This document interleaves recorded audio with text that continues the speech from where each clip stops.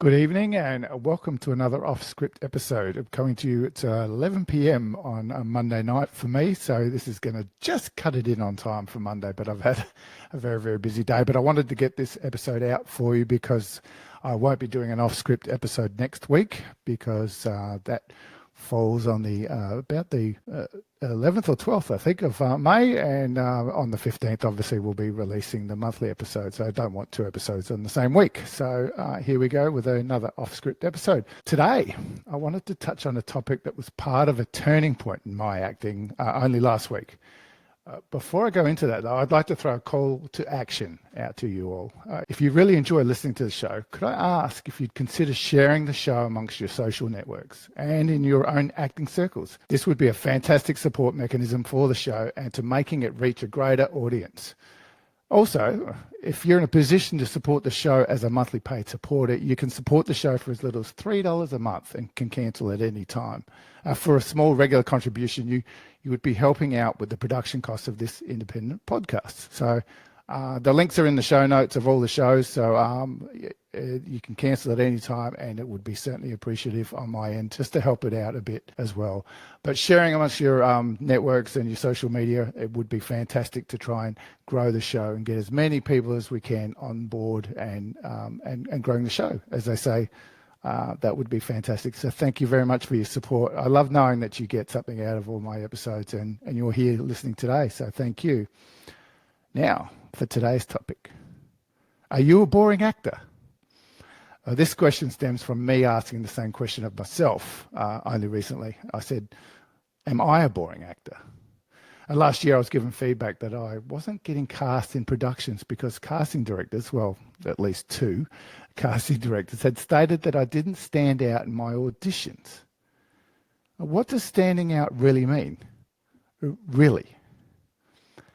I did some reading and some research on this, and US casting director Marcy Liroff talked about this in a blog post back in 2020 where she stated, and I quote, "In terms of really standing out, there's a lot to be said for good old-fashioned charisma and magnetism.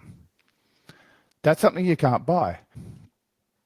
After that, showing us your authentic self is first on my list, is what she said. This is interesting. And it leads to initially why I thought that perhaps I was just boring on screen. Did or do I lack this good old-fashioned charisma that she alludes to? And then going further on this thought process, yes, us actors can quickly dive into the darkest of holes from the smallest negative thought process, which I can quite easily do myself. I started to look at this podcast, my content creation area, and although I feel the show is doing well, it certainly isn't in the top 10 of podcasts. It's likely not even in the top 100. And obviously, I won't openly discuss listener numbers or the more important data set of listener retention, but I added that to my deepening thought process of, am I just boring on camera? So I asked this question of my current acting and audition coach, Les Chantieri, in my last class for April. And his response was interesting. And it really comes down a bit to the last point that Marcy made, in that the first thing on her list to see from an actor, other than the good old-fashioned charisma, is the acting showing her their authentic self. Greg Apps, another teacher and mentor of mine, a casting director out of Sydney and an audition trainer with his company, The Audition Technique, has said to me several times, "David, I don't want to see David the actor. I just want to see David." When pressed about me being just David and not being interesting on screen, which is alluding to my thoughts of being boring on screen again, he said, "How about the David that has had a couple of drinks?" In my case, likely bourbon.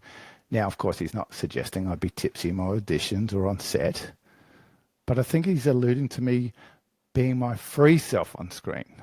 The self that is presented to people when I'm in a comfortable atmosphere, somewhere I feel safe to really be myself and express how I feel at any particular time.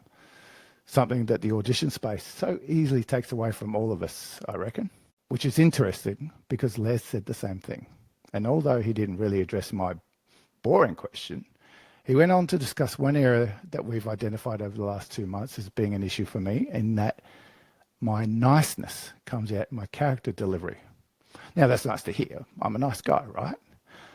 But it has been said that nice people can be happy not getting their needs met, which is the opposite of what an actor should be aiming for. An actor needs to play to win. So, is my niceness on screen actually what I'm taking as boring? If so, that's certainly a positive step forward to solving the issue, as taking away the niceness when delivering a character, or even when being a podcast host, perhaps, is likely a skill more easily learned and more easily implemented over just being plain boring, which surely I'm not.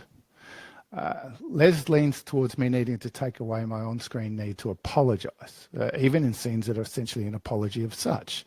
It's about playing to win and being deliberate on camera, as well as thinking about not pleasing the reader or pleasing the other person in the scene. Again, about being deliberate and not apologising, so to own the moment.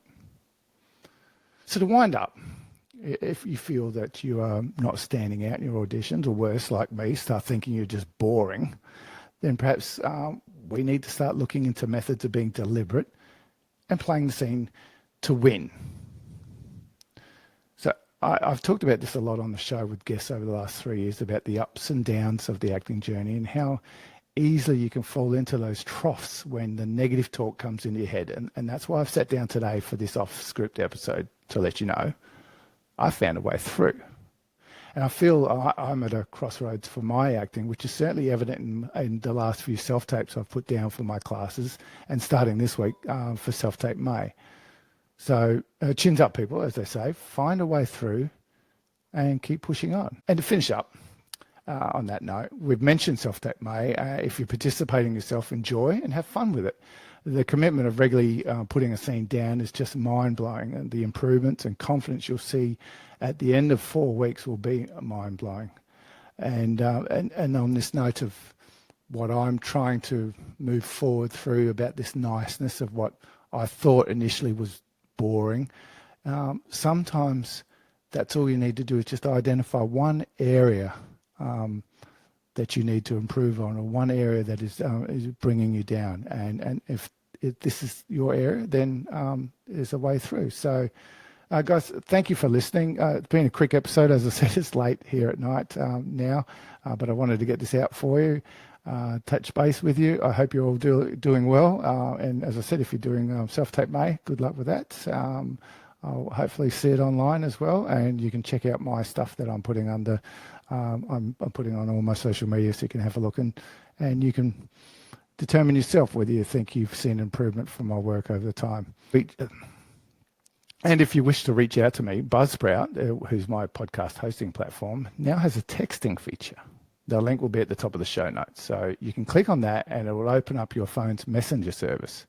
Throw me an SMS, a question or a comment or a suggestion, whatever takes your fancy. And I'll chat about it on an upcoming episode. So, guys, thank you very much for listening. I hope you've got something out of this, and it's been a pleasure being open as well. I really wanted to talk about this because I'm actually kind of excited about the crossroads that I'm at, so to speak, and where this may go from now. Because, as I said, my last couple of self-tapes have been really mind-blowing. We'll go with mind-blowing. It's been great. And a lot of comments, both from friends and family and acting teachers, as well as a casting director, Lou Heesum, hadn't seen my work for a little while, and she was just blown away with the improvements and the change that I've come. So it's certainly working, and that's great. And can be great for you. So all the best with your journey, and hopefully I can hear from you in the new texting system there, or through any of the other social media platforms, or rate and review the show in whatever platform you're using as well. They all get to me, and it's another way of communicating between you and me. So thank you very much. Cheers, everyone. And as usual, I'll see you on set.